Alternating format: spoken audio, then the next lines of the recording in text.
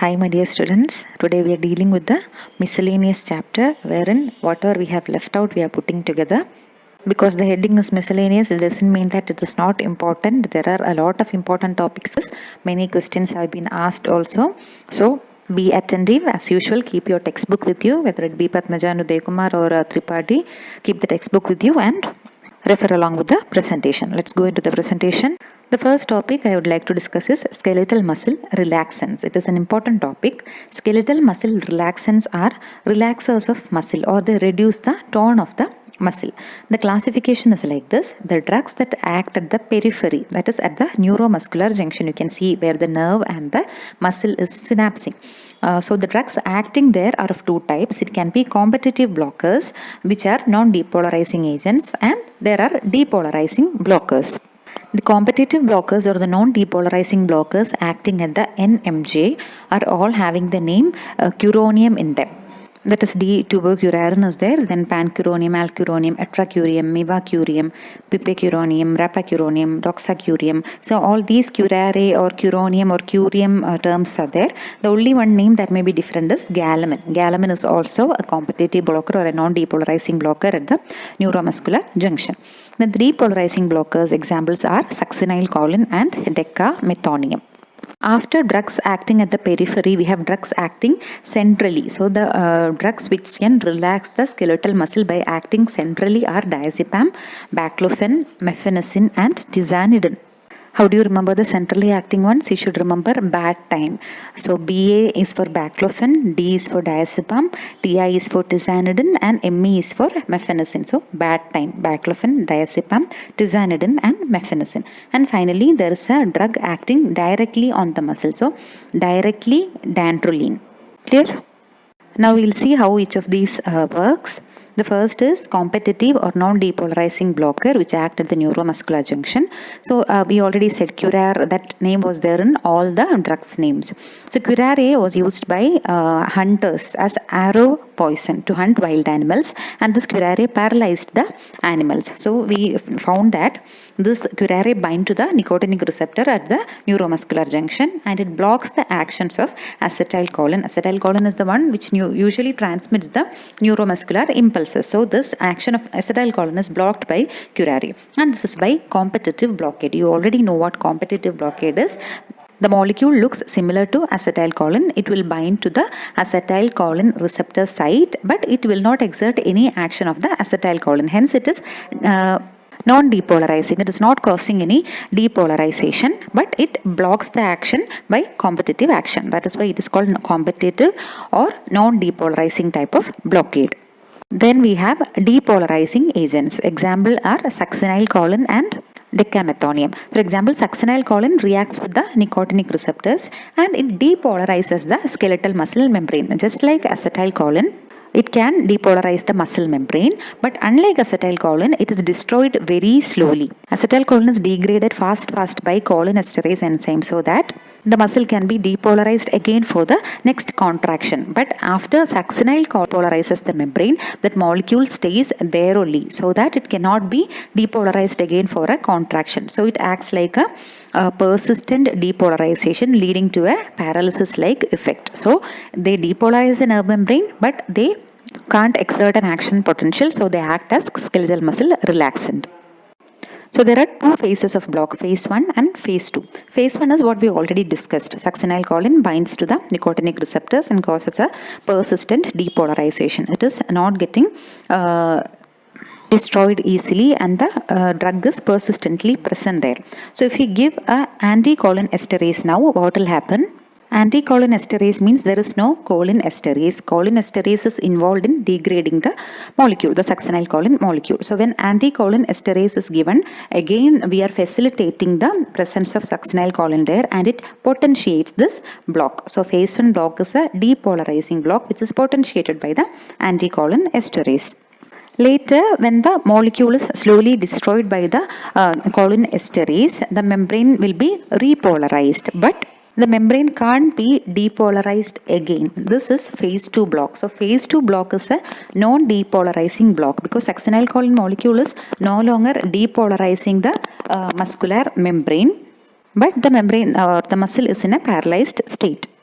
Here if you give anticholinesterase, there is no cholinesterase, so acetylcholine molecule accumulates, and here the block can be reversed by the anticholinesterase.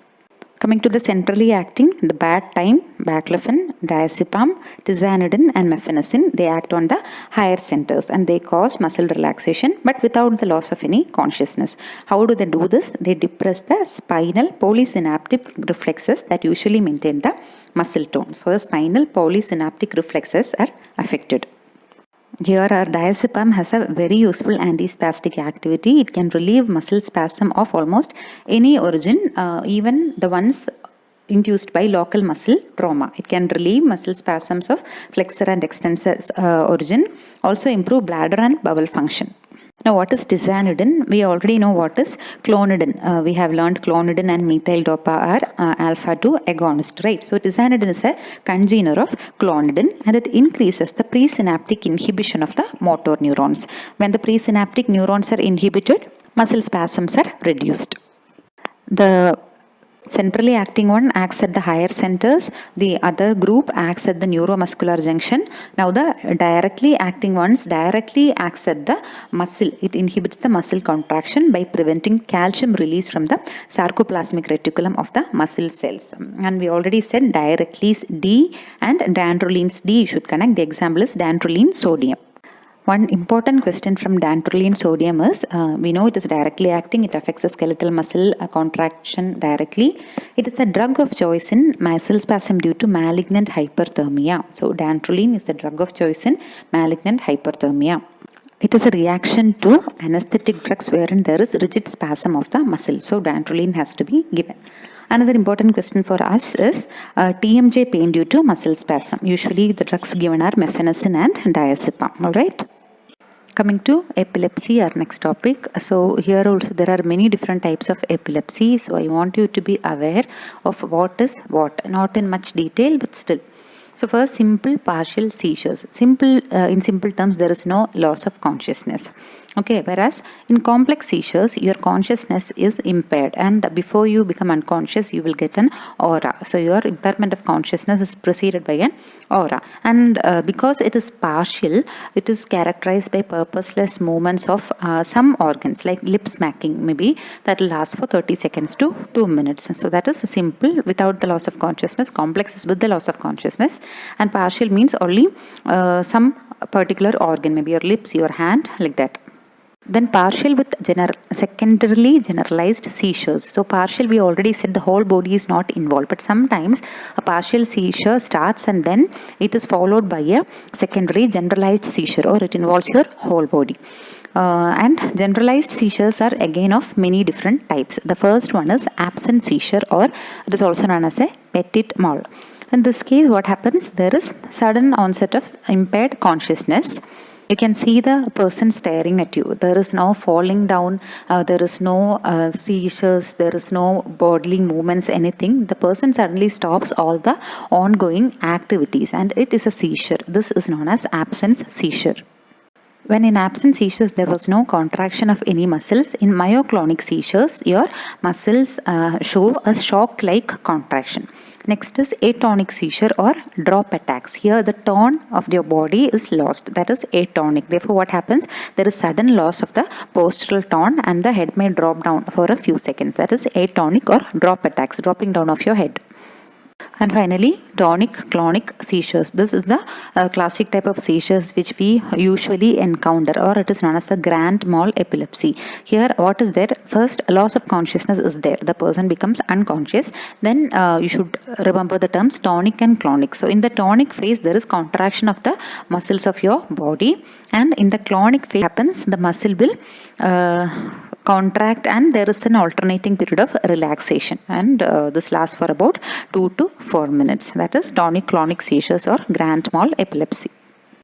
And what is status epilepticus? It is the continuous or recurrent seizure of any variety. Any variety of a seizure, if it is continuously or recurrently occurring, it is called status epilepticus, and it is without the recovery of your consciousness in between the attacks. So that was a brief idea about epilepsy's types. Now coming to the classification of anti-epileptic drugs. The first group is hydantoins. Hydantoin drugs are the most common or familiar ones, phenytoin and mefenitoin. Then we know barbiturates. Barbiturates are sedative hypnotic. So they sedate the or calm down the brain activity. So examples are phenobarbital, mifebarbital. Easy, right? Barbiturates, the name is there, barbi is there, phenobarbital and mifebarbital.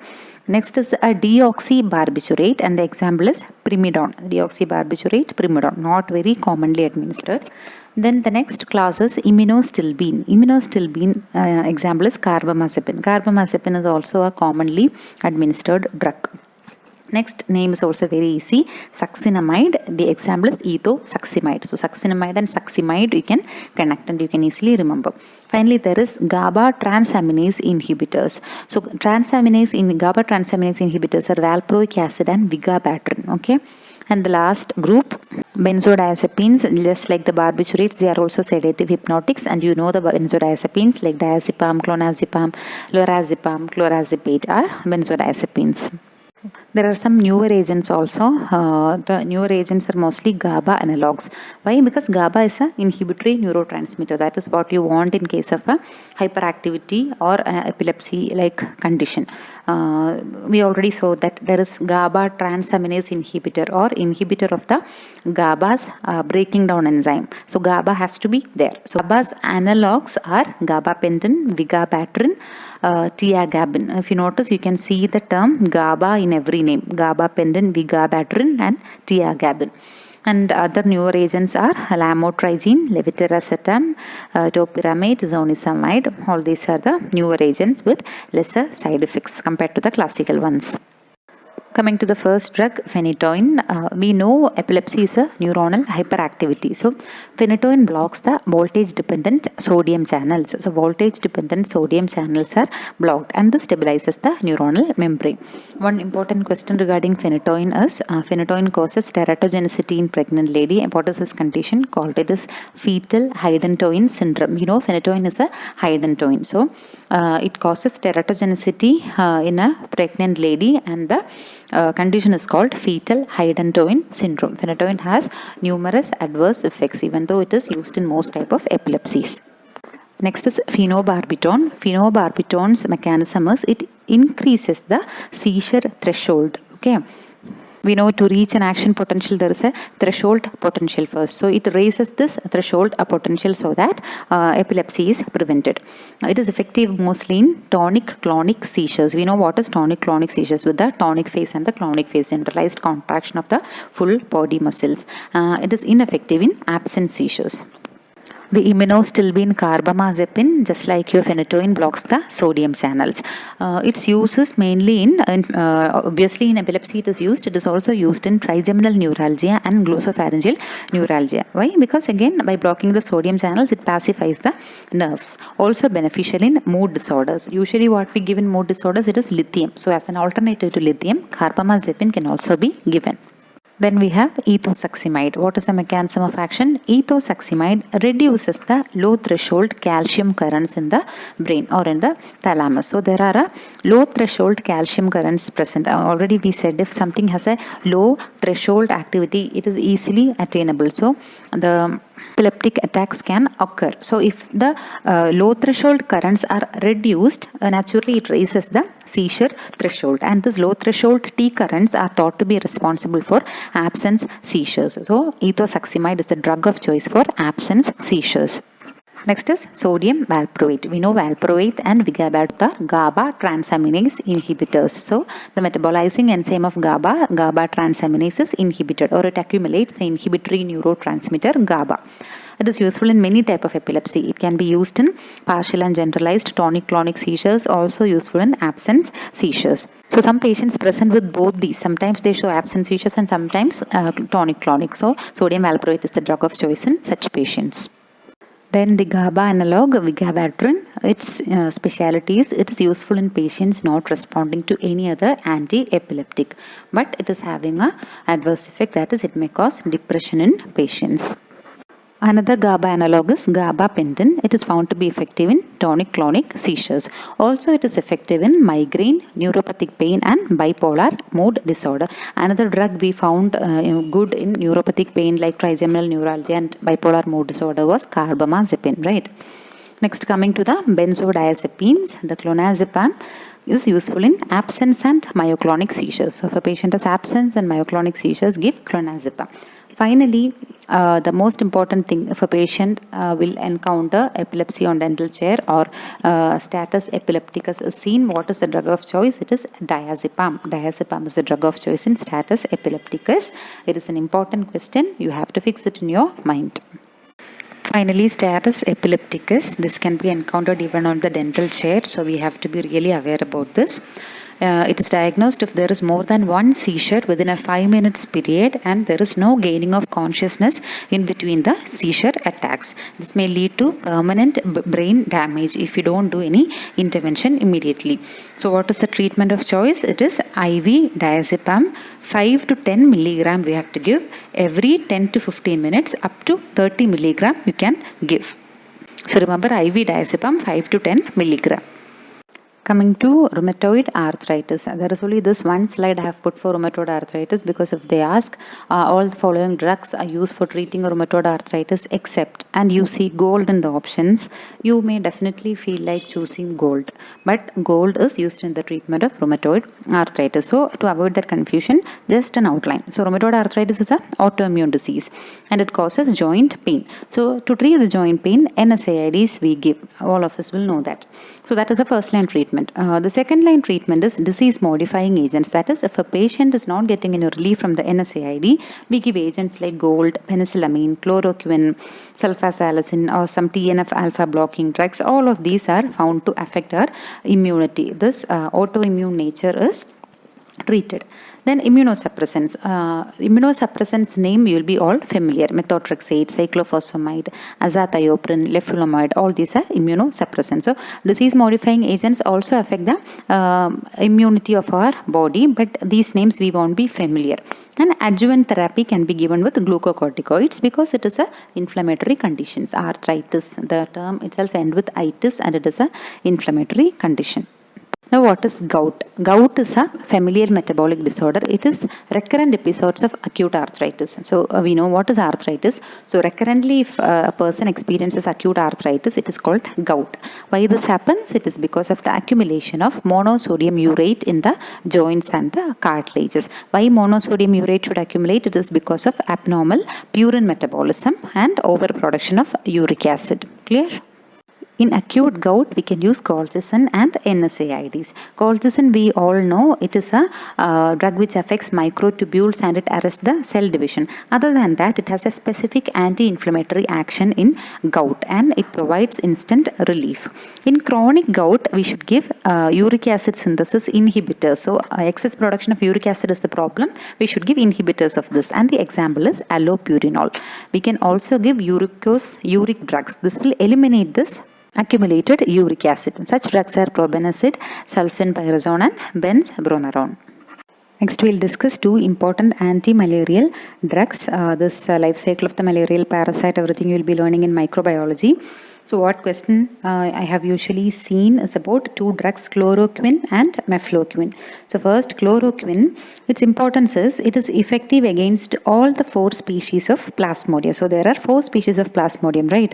Plasmodium, ovale, vivax, malaria and falciparum. So it is effective against all the 4 species. It can completely cure falciparum malaria. And another important point is it is a safe drug in pregnancy. So that is about chloroquine. So which is the drug which is effective against all the 4 species? It is chloroquine. About mefloquine, it is indicated in MDR strains or multi-drug resistant strains of falciparum malaria.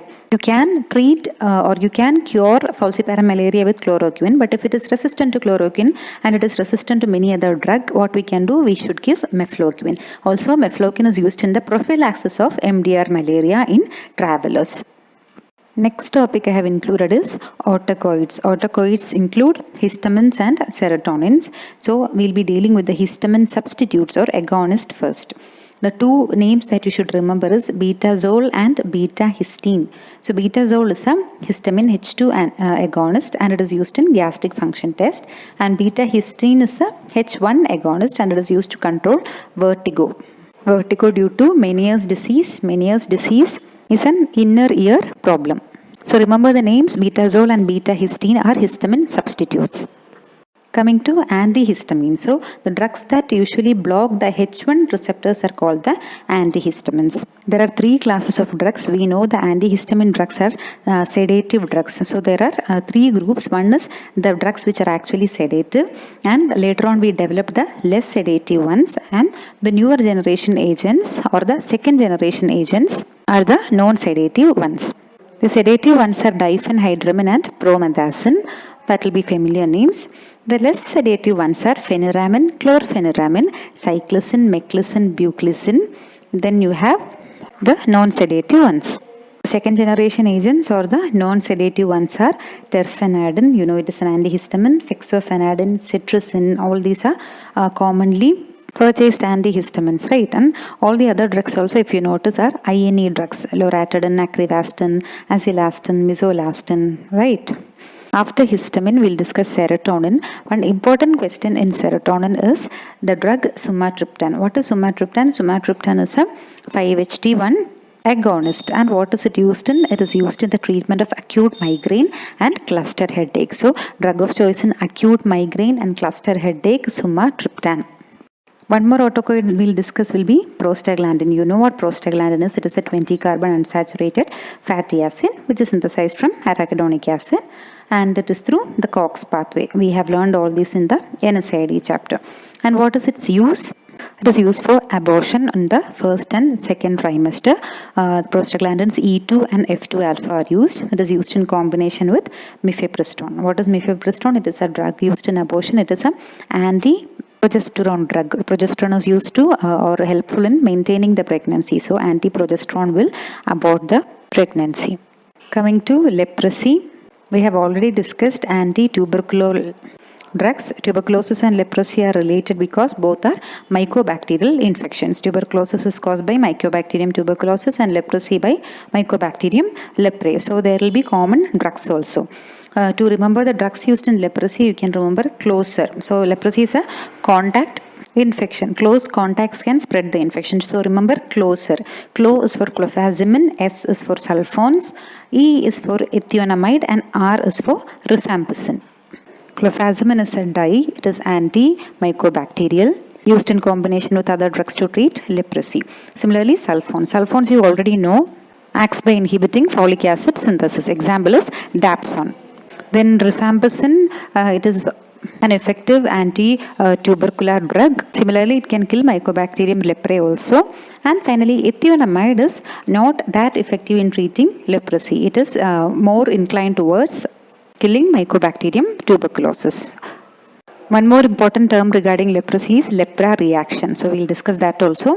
Lepra reactions are acute exacerbations that occur during leprosy, and they are triggered by any other acute infections, stress and anxiety in the patient. And the treatment is with dapsone. So there are two types of lepra reactions, type 1 and type 2. Here type 1 is seen in tuberculoid leprosy. It is a cell-mediated delayed hypersensitivity reaction. Type 2 are seen in lepromatous leprosy. It is also known as ENL or erythema nodosum leprosum. It is a Arthur's type of reaction. So type 1 seen in tuberculoid, it is a delayed hypersensitivity reaction, whereas type 2 seen in lepromatous leprosy is a Arthur's type of reaction. Next is anti-amoebic drugs. I have seen questions from this area also. So its classification is like this. Drugs effective in intestinal and extraintestinal amoebiasis. Drugs effective only in intestinal and drugs effective only in extraintestinal amoebiasis. So the spectrum of drugs which can be used in both intestinal as well as extra-intestinal amoebiasis are the imidazole group of drugs. The metronidazole, tinidazole, ornidazole, satranidazole, all these are common anti-protozoal agents. So they can treat intestinal as well as extra-intestinal amoebiasis. Next question, I have seen in MCQs, drug effective only in intestinal amoebiasis. You have only an amoebiasis which is intestinal origin, and it is also known as a luminal amoebicide because only intestinal amoebiasis is present, and the drug of choice is diloxanide furovate. So diloxanide furovate is the one effective in only in intestinal amoebiasis. Tetracycline is another alternative. Third group is drugs effective only in extraintestinal amoebiasis. So it is the anti-malarial we learned, chloroquine. It is effective only in extraintestinal amoebiasis. Next is anti-helminthics or deworming agents. It can be of two types. It can be vermicidal or vermifuge. Vermicidal means it kills the worm, and vermifuge promotes the expulsion of the worm without its killing. The common group of anti-helminthics are benzimetazoles. You will be familiar with the names. They all end in bendazoles. So thiabendazole, mebendazole, albendazole are the common agents. So albendazole has a wide variety of uses. It is the drug of choice in roundworm, hookworm, pinworm, tapeworm infections, also in neurocysticercosis, hydatid disease, and it can also be given in filariasis. Diethyl carbamazine is another anti-helminthic, and it is the drug of choice in filariasis. So even though we said albendazole can be used in filariasis, the drug of choice we have to think about first when considering the disease filariasis is diethyl carbamazine or DEC. Anti-helminthic is ivermectin, which is a broad spectrum anti-parasitic. It can kill many parasites. It is useful in the treatment of lymphatic filariasis also. But it is the preferred drug and the drug of choice in onchocerciasis. What is onchocerciasis? It is also called river blindness. Why? Because it is transmitted by these black flies, which are commonly breeding and multiplying around river bodies or water bodies. And because this can affect the eyes or the ocular affection can cause blindness. So ivermectin is the drug of choice in onchocerciasis. With that, the miscellaneous is also done, and we have touched upon every chapters. Especially I have done it based on Padmaja and Uday Kumar textbook. So you can refer Padmaja and Uday Kumar or Tripathi, whichever book you are referring. And if you feel anything difficult while reading, you can definitely ask me. So thank you. Keep reading. Happy reading.